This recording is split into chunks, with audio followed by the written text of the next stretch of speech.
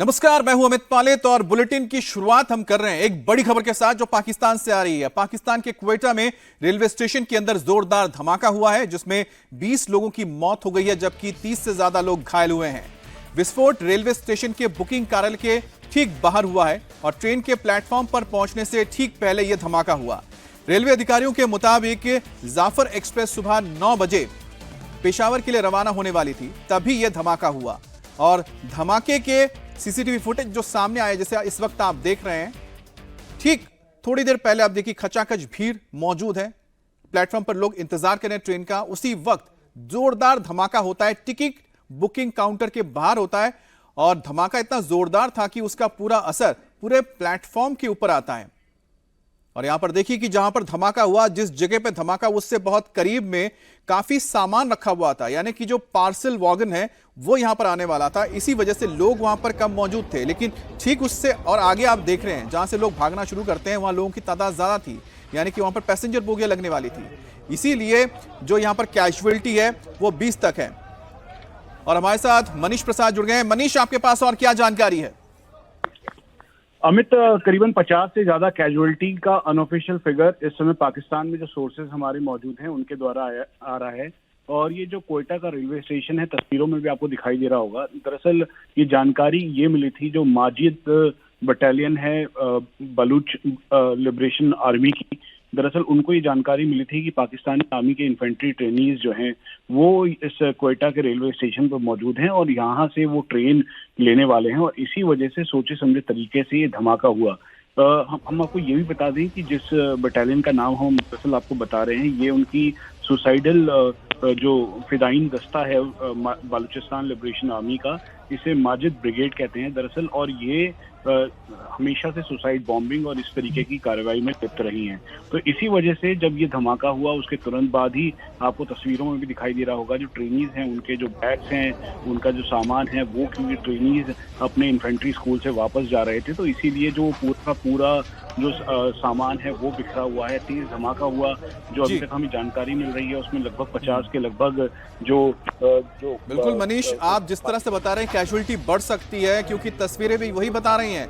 जो धमाका हुआ है उसमें कैजुअलिटी अभी और बढ़ेगी और जो तस्वीर है उससे बात तो बिल्कुल साफ है कि बिल्कुल अंदाजा नहीं था कि वहां पर इस तरह का धमाका हो सकता है। और यहां पर जो सुरक्षा कर्मी है बताया जा रहा है कि वो भी मौजूद थे और जिस तरह से ये हमला हुआ इससे साफ संदेश है कि बलूचिस्तान में इस वक्त जो पाकिस्तान को लेकर एक नापसंदी है या फिर पाकिस्तान से आज़ादी की मांग को लेकर लगातार जो यहां पर आंदोलन चल रहा है, ये उसी का नतीजा है कि यहां पर पाकिस्तानी आर्मी को खासतौर पर टारगेट करके ये धमाके किए गए हैं। अब बात करेंगे पाकिस्तान के बाद हमारे दूसरे पड़ोसी मुल्क बांग्लादेश की, जहां पर तख्ता पलट के बाद ही बांग्लादेश में हिंदू लगातार टारगेट पर हैं। हिंदुओं को जान का खतरा सता रहा है और इस्कॉन के लोग डरे हुए हैं क्योंकि हिंदुओं के घरों में घुसकर उन्हें पीटने के बाद अब हिंदुओं की हत्या और हिंदू मंदिरों को जलाने की धमकी दी जा रही है और ये धमकियां सरेआम दी जा रही हैं। कट्टरपंथियों ने सड़क पर प्रदर्शन के दौरान इसे लेकर नारेबाजी की और ताजा मामला इस्कॉन से जुड़ा हुआ है जिसमें लोगों को इस्कॉन जाप ना करने की चेतावनी दी गई है। आपको बताएं कि पहले भी बांग्लादेश की आर्मी द्वारा हिंदुओं के साथ मारपीट करने के वीडियो सामने आ चुके हैं, लेकिन अब मुस्लिम कट्टरपंथी की जो भीड़ है वो हिंदू मंदिरों को जलाने के लिए, तोड़ने के लिए सड़कों पर नारे लगा रही है। मतलब यह है कि बांग्लादेश में जो हिंदू है वो अनसेफ है, कभी उन्हें पीटा जाता है तो कभी उन्हें जिंदा जलाने की धमकियां दी जा रही हैं। मुस्लिम कट्टरपंथियों की भीड़ हिंदू मंदिरों को जला देने या फिर तोड़ देने का नारा लगा रहे हैं, खुलेआम धमकी दी जा रही है और कहते हैं कि जहां भी हिंदू दिखे उनकी चमड़ी उधेड़ दो, इस्कॉन के लोग जहां दिखे उन्हें पकड़ो, उनका खून कर दो। और इससे ज्यादा उकसाव बयान क्या हो सकता है, नारा क्या हो सकता है। लेकिन इसके बावजूद आप देखिए कि बांग्लादेश में इस वक्त जो सरकार है और जिसके रहनुमा इस वक्त मोहम्मद यूनिस हैं, जो नोबेल विजेता है, उन्हें नोबेल पुरस्कार मिला हुआ है, तो ऐसे में उस व्यक्ति की क्या जिम्मेदारी नहीं बनती है कि उनके देश में जो अल्पसंख्यक लोग हैं उनको सुरक्षा दी जाए। उल्टे तो यहां पर जो आर्मी है, पुलिस है, वो हिंदुओं के घरों में घुस रही है और हिंदुओं के घरों में घुसकर उन पर हमले किए जा रहे हैं, उनको पीटा जा रहा है, जबरदस्ती लोगों को उठाकर ले जाया जा रहा है, स्टूडेंट्स तक को नहीं छोड़ रहे हैं यहां पर। और उनकी गलती क्या है हिंदुओं की यहां पर? सिर्फ और सिर्फ एक है कि वो अपने लिए और अपनी सुरक्षा की मांग कर रहे हैं।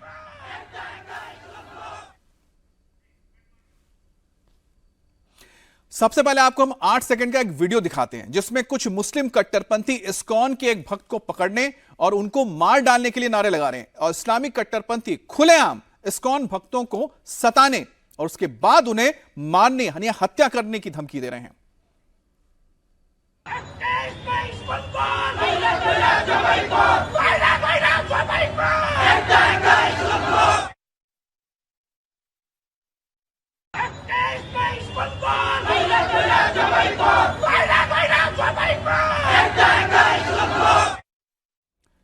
अब दूसरा वीडियो भी देखिए। यह 30 सेकंड का वीडियो है जिसमें हिंदुओं को खुलेआम जलाने की धमकी दी जा रही है और पाकिस्तान और बांग्लादेश जिंदाबाद के नारे भी लगाए जा रहे हैं। अब हिंदू मंदिर को जलाने और तोड़ने की धमकी दी जा रही है और नोबेल पुरस्कार विजेता मोहम्मद यूनुस आंख मूंद कर बैठे हुए हैं।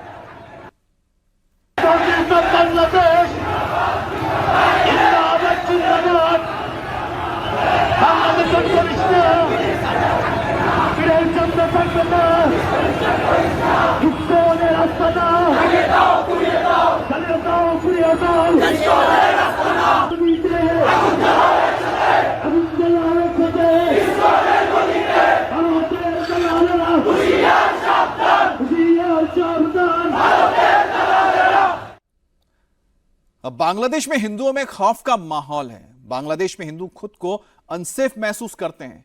चट्टग्राम में पहले बांग्लादेश की सेना ने घरों में घुसकर हिंदुओं की बेरहमी से पिटाई की। अब उन्हें खुलेआम धमकी दी जा रही है। मंदिरों को तोड़ने जलाने के नारे लग रहे हैं और बांग्लादेश के निशाने पर इस्कॉन को फॉलो करने वाले लोग भी हैं जो भक्त हैं इस्कॉन के। इसे लेकर अब इस्कॉन मंदिर प्रशासन भारत सरकार से मदद की गुहार लगा रहा है। बांग्लादेश में हिंदुओं की स्थिति चिंताजनक है। धमकियां दी जा रही हैं। अगर आप इस्कॉन से जुड़े हुए हैं, जो इस्कॉन के डिवोटी टीका लगाते हैं, उस पर मनाही है। इस पर ज्यादा बातचीत करने के लिए हमारे साथ ISKCON communication director VN Das ji हैं। आपने भी सुना होगा, आपकी भी वहां बातचीत हो रही होगी कि कैसे कि एक जो माइनॉरिटी है जो अपने भगवान की पूजा करना चाहते हैं या फिर तिलक लगा के घूम रहे हैं या फिर जो इस्कॉन के डिवोटी हैं सफेद या भगवा पोशाक पहनते हैं, उस पे अब मनाही की जा रही है।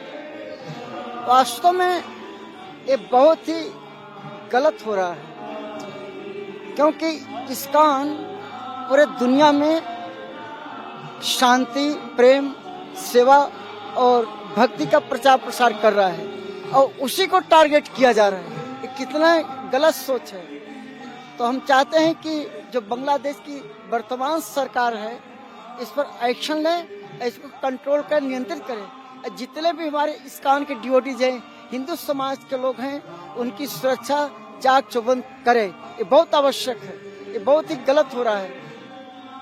आपने वो वीडियोस देखे, ये कहा जा रहा है कि अगर आप हरे कृष्णा का जाप करते हुए दिखेंगे तो आपको मारा जाएगा, चमड़े से मारा जाएगा, बेल्ट से मारा जाएगा। दिक्कत है इस्कॉन के साथ उन लोगों को। इस्कॉन ही एक ऐसी संस्था है जो कि पूरे विश्व में हरे कृष्ण महामंत्र, भगवत गीता और सनातन धर्म का प्रचार प्रसार जोर शोर से कर रही है। इसीलिए इनको टारगेट किया जा रहा है। ये बेबुनियाद, कोई इसका कोई तर्क नहीं है। और बांग्लादेश में जब से तख्ता पलट हुआ है तब से वहां कट्टरपंथियों के निशाने पर पूरा हिंदू समाज आ गया है।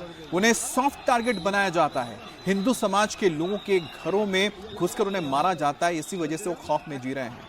कट्टरपंथियों को चिढ़ इस बात की है कि बांग्लादेश में हिंदू अपनी वेशभूषा के साथ घूमते हैं, तिलक लगाते हैं, भजन सुनते हैं, ईश्वर की आराधना करते हैं। इसी वजह से उन्हें देखकर गुस्सा आता है वहां पर जो मुस्लिम समुदाय के लोग हैं। हिंदू रक्षा पर सवाल उठता है और भारत सरकार भी हिंदुओं की सुरक्षा के लिए अब बांग्लादेश की सरकार से मांग कर रही है। बहुत खतरा है, बहुत खतरा है, बहुत खतरा है। ये जो एनआरसीसी जो बन रही है, जो उसके तहत वहाँ के हिंदुओं को यहाँ पे आना चाहिए और यहाँ पे आके यहाँ की नागरिकता स्वीकार कर लें। आप चाहते हैं कि वहाँ के हिंदुओं को भारत में जगह मिले?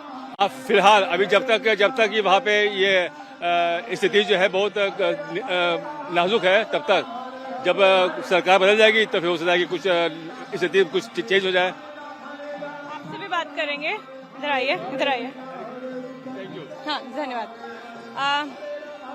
आप कृष्ण भक्त हैं, इस्कॉन डिवोटी हैं, आपने टीका लगाया है, आपके पास माला है, आपने वस्त्र धारण किया है, गले में आपकी तुलसी माला है, तो हम पहचान पा रहे हैं कि आप इस्कॉन डिवोटी हैं। लेकिन अगर बांग्लादेश में ऐसे ही किसी की पहचान होती है तो उन्हें मारा जा रहा है, उन्हें भगाया जा रहा है, उन्हें डराया जा रहा है, उन्हें कहा गया है कि अगर आप ये वेशभूषा रखते हैं तो फिर आपकी सुरक्षा को खतरा होगा। हाँ, अभी बांग्लादेश में क्योंकि मुस्लिम मेजोरिटी है और मोस्ट ऑफली अगर आप पाकिस्तान में भी देखोगे तो हिंदुओं के साथ तो हो रहा है। भगवान की कृपा से अभी तक इस्कॉन के साथ वहाँ पे कुछ नहीं हुआ है, लेकिन बांग्लादेश में काफी डिवोटिस को मार दिया। और ये पहली बार नहीं है, 2016 में भी हुआ था, 2021 में भी हुआ था। कोलकाता में तो 2021 में प्रोटेस्ट भी किया था। हमारे बड़े बड़े मॉन्क्स राधेश्याम प्रभु जी, गौरांग प्रभु जी, सुंदर गोपाल प्रभु जी, ये बड़े बड़े मॉन्क्स वहाँ पे प्रेजेंट है प्रोटेस्ट के लिए। डेफिनेटली एक तो होना पड़ेगा, अगर एक नहीं हुए तो फिर एक एक करके काटे जाएंगे, सीधी सी बात है। यहाँ पे सिर्फ एक्सप्लॉयटेशन ही चलता है वहाँ पे। उनके इसमें तो लेडीज में रिस्पेक्ट भी नहीं होते ज्यादा, तो हम लोग तो फिर भी।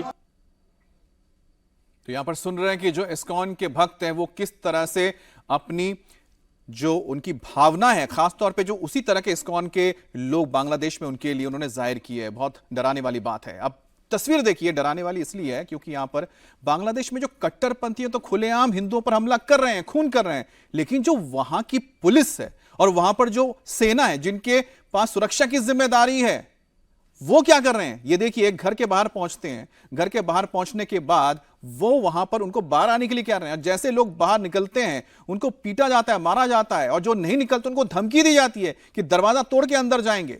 इससे पहले आपको पता है कि 7 नवंबर को बांग्लादेश में हिंदुओं की बेरहमी से पिटाई हुई थी, जिसकी तस्वीर आप देख रहे हैं। देखिए यहां पर बांग्लादेश की जो सेना है वो किस तरह से यहां पर हजारी गली पहुंचती है, मोहल्ले को चारों तरफ से घेर लिया जाता है। उसके बाद एक एक करके हिंदुओं के घरों में दाखिल होते हैं, लाठी डंडे लेके देखिए पहुंचे हैं, हाथ में बांस बल्लियां लेके पहुंचे हैं। क्यों पहुंचे भाई? अगर आपके पास तो वेपन्स होते हैं, आपको वेपन्स की जरूरत क्या? यहां निहत्थे लोग रह रहे हैं, उनके ऊपर किस तरह से हमला किया जाता है, और जिस सीसीटीवी में वो कैद हुए हैं उस सीसीटीवी को भी तोड़ दिया जाता है। और ये जो तस्वीर बताती है कि आखिरकार जो रक्षक हैं वही तो भक्षक बने हुए हैं। अब रक्षा करने वाले ही अगर भक्षक बन जाएंगे तो ऐसे में वहां पर जो हिंदू समुदाय है वो कैसे जिएगी? स्थिति बहुत ही भयंकर है। हम लोग बहुत ही चिंतित हैं। हमने देखा कि कल किस तरह जो इस्लामिक भीड़ है वो लोग सड़क पर उतरकर नारे लगा रहे हैं कि इस्कॉन के भक्तों को किडनैप करके पहले टॉर्चर करो, फिर उनका गला काट के उनकी हत्या कर दो। तो इस तरह का प्रोवोकेटिव जो बयान है इस्लामिस्ट लोग खुद खुले आम सड़कों पर उतर कर रहे हैं। तो ये इसके कारण हमारे जितने भी इंडिया के भक्त हैं वो बहुत ही चिंतित हैं। और ये क्या हो रहा है, मतलब कैसे भी किसी सभ्य समाज में किस तरह ऐसी सभा को अलाउ किया जा सकता है कि लोग रास्ते में उतरकर इस तरह के थ्रेट्स दे रहे हैं, लेकिन वहाँ की सरकार उनके अगेंस्ट में कोई स्टेप्स नहीं ले रही है। हम डिमांड करते हैं कि जो लोग इस तरह के नारे लगा रहे हैं बांग्लादेशी सरकार इमीडिएटली उनको अरेस्ट करे और जो हमारे मंदिर हैं, हमारे भक्त हैं, उनको सुरक्षा प्रदान करें। और बांग्लादेश में हिंदुओं पर किस कदर कहर बरपाया जा रहा है इसकी एक और तस्वीर आपको दिखा रहे हैं। ये भी वीडियो 7 नवंबर की है। ये वीडियो भी हजारी गली की है। वीडियो में आपको जो जवान नजर आ रहे हैं हिंदू के घर के बाहर हैं, उसे ललकारते हैं कि बाहर आओ, बाहर आओ। अब घर से जब बाहर नहीं आए तो वो धमकी दे रहे हैं कि नहीं आए तो फिर हम अंदर घुसकर तुम्हें घसीट के बाहर निकालेंगे। और ये जो सब कुछ चल रहा था तो ये सीसीटीवी कैमरे में कैद भी हो रहा था। मतलब वो जो गुनाह कर रहे थे, जो गैर कानूनी काम कर रहे थे, वो सीसीटीवी में कैद भी हो रहा था। और जैसे ही इस खबर लगती है उनको कि हाँ अब तो हमारी हैवानियत जो है वो रिकॉर्ड हो चुका है, तो उसके बाद क्या करते हैं कि डंडा लेकर आएंगे और सीसीटीवी को तोड़ेंगे। यानी कि चोर की दारी में तिनका, उनको पता था कि वो गलत कर रहे हैं, इसी वजह से उन्होंने सीसीटीवी को तोड़ दिया। क्योंकि अगर वो कानून के तहत ये कार्रवाई कर रहे होते तो कभी जरूरत नहीं पड़ती कि सीसीटीवी को तोड़ दे। तो इससे साफ जाहिर होता है कि वहां की जो पुलिस है, वहां की जो स्टेट है, किस कदर गैर कानूनी हरकत कर रही है। और वहां पर मौजूद हिंदुओं को मारा जा रहा है, पीटा जा रहा है। वो अपने हक के लिए जब सड़कों पर निकलते हैं, अपनी सुरक्षा के लिए जब डिमांड करते हैं, तो उनको क्या मिलता है? सुरक्षा नहीं मिलती। जिस तरह से वहां पर रात के अंधेरे में पुलिस और साथ ही सेना पहुंचती है, उनको मारती पीटती है। और ये दुर्भाग्य है कि कुछ मुट्ठी भर लोग जो किसी पर्टिकुलर कम्युनिटी में या किसी देश में जो है उनमें जो है इस वातावरण और सौहार्द जो है उसको बिगाड़ने में लगे हुए हैं। तो ये बड़ा दुर्भाग्यपूर्ण है और इस्कॉन के भक्त ऑफ कोर्स उस समय भयभीत तो हैं क्योंकि सब लोग इकट्ठे हैं, लेकिन अल्टीमेटली भगवान कृष्ण के ऊपर शरणागत हैं हम। और भक्त इस्कॉन की तरफ से हम जो है पूरे विश्व के जो लीडर्स हैं, जो नेतागण हैं, उनसे हम प्रार्थना करते हैं कि वो एक ऐसी आध्यात्मिक जो संस्था है जो पूरे विश्व के कल्याण के लिए कामना करती है और कार्य कर रही है, उनको सहयोग किया जाए और प्रोटेक्शन दी जाए उनको। ये विशेषता हम प्रार्थना करते हैं पूरे विश्व के नेताओं से।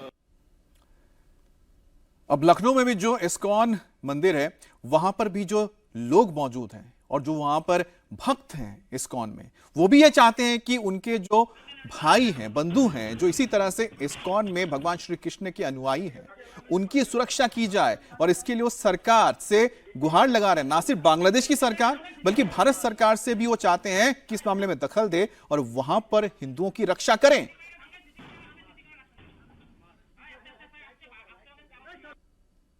सबसे पहले तो आपसे जानना चाहूंगा सर, जिस तरीके के वीडियो हमने आपको दिखाया गया, वो हालात क्या बता करते हैं कि बांग्लादेश में इस समय के किस तरीके के हालात हैं? देखिए, किसी भी स्थान पर जहां पर कट्टरपंथी हैं वो स्थितियां अच्छी नहीं हैं, और बांग्लादेश में भी जिस तरीके के वीडियो और मैसेज मिल रहे हैं वो ठीक नहीं है, और ये इंसानियत के नाम पर बिल्कुल भी अच्छा नहीं है। प्रत्येक व्यक्ति को मिलकर के प्रेम से रहना चाहिए। मजहब नहीं सिखाता आपस में बैर रखना। हम लोगों को अपने समुदाय के साथ प्रेम पूर्वक सबके साथ मिलकर के चलना चाहिए।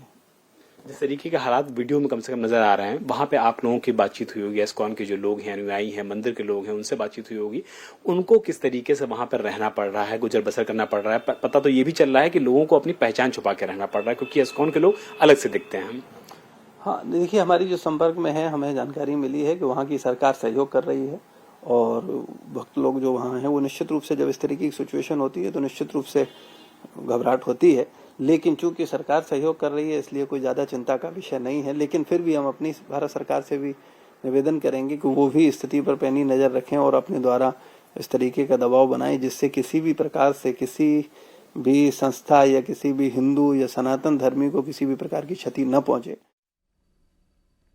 और अब खबर होगी हिमाचल प्रदेश की, जहां इन दिनों सबसे ज्यादा चर्चा हो रही है समोसे की। जी हां, वही समोसा जो आपके प्लेट में चटनी के साथ आता है, चटकारे के साथ जब मजा लेते हैं, क्योंकि इसने अब वहां की सियासत में चटकारा पैदा कर दिया है। लोग समोसा खा भी रहे हैं, समोसा दिखा भी रहे हैं। दरअसल हुआ क्या है वो भी कहानी आपको बताते हैं। बहरहाल, बीजेपी युवा मोर्चा ने आज हिमाचल प्रदेश की राजधानी शिमला में समोसा मार्च निकाला। इस दौरान बीजेपी कार्यकर्ताओं ने सीएम के पोस्टर को समोसा खिलाकर यह प्रदर्शन किया। हुआ यह है कि बीते 21 अक्टूबर को सीएम के लिए 5 स्टार होटल में जो समोसे मंगाए गए थे, लेकिन ये समोसे सीएम तक पहुंचे ही नहीं, बीच में से गायब हो गए। अब इसके लिए बाकायदा सरकार की ओर से, प्रशासन की ओर से सीआईडी की जांच बिठाएगी कि अरे जो मुख्यमंत्री उनके लिए 5 स्टार होटल से समोसे आए, लेकिन ये समोसे गायब हो गए। अब इसके बाद 5 पुलिसकर्मियों को नोटिस थमाया गया जिनकी जिम्मेदारी थी। अब बीजेपी इस पूरे मामले को लेकर सुक्खू सरकार पर हमलावर भी है, और जो सियासी ये इस वक्त खींचतान चल रही है, जनता इसका खूब चटकारा ले रही है। हिमाचल का मजाक बन कर रह गया है। कभी ये टॉयलेट पे टैक्स लगा देते हैं और कभी ये समोसे की जांच कराना शुरू करते हैं। ये बहुत दुर्भाग्य का विषय है, और मैं इस पर स्पष्ट रूप से कहना चाहता हूं, इनकी मीटिंग में जितने भी साइबर सिक्योरिटी या बाकी सिक्योरिटी संबंधी जो मुद्दे थे, उन मुद्दों की चर्चा ना होते हुए 5 स्टार होटल से आए 21 समोसे आज पूरा देशव्यापी हो गया है विषय, और सारे लोग हिमाचल का मजाक बना रहे हैं कि हिमाचल की सरकार कर क्या रही है। तो आप ये तस्वीरें भी देख रहे हैं जहां पर समोसे खिलाए जा रहे हैं पोस्टर को। लेकिन कुल मिलाकर देखा जाए तो हरियाणा चुनाव में जो सबसे ज्यादा खाने वाली चीज फेमस हुई पूरे चुनाव के दौरान, वो थी जलेबी, और अब यहां पर समोसा भी हो गया। तो समोसा और जलेबी जो कुल मिलाकर हर एक भारतीय की बेहद पसंदीदा स्नैक्स हैं, जिसको लोग बहुत चाव से खाते हैं। तो चलिए, इसी को लेकर शायद हो सकता है कुछ बातें सामने आए इन मुद्दों को लेकर। तो स्मृति ईरानी इस वक्त प्रेस कॉन्फ्रेंस कर रही हैं, सुनते हैं। जनता पार्टी के कार्यकर्ता जनता के मध्य में विकास के संदेश को लेकर जाते हैं। ये आह्वान करते हैं कि हम एक हैं तो सेफ हैं, और ये निवेदन भी करते हैं कि इस चुनाव में महाराष्ट्र को पुनः विकास के पथ पर अग्रसर रखने के लिए भारतीय जनता पार्टी को जनता अपना आशीर्वाद दे। इस विश्वास को देखते हुए मुझे लगता है कांग्रेस के समोसा कॉकस का महाराष्ट्र की जनता के प्रति जो संदेश था, महाराष्ट्र की जनता उसे ठुकराएगी और भारतीय जनता पार्टी को अपनाएगी। I'll now open the floor for questions. English मध्ये बोलायचं आहे का? ती केशवजी बोलते. Yes.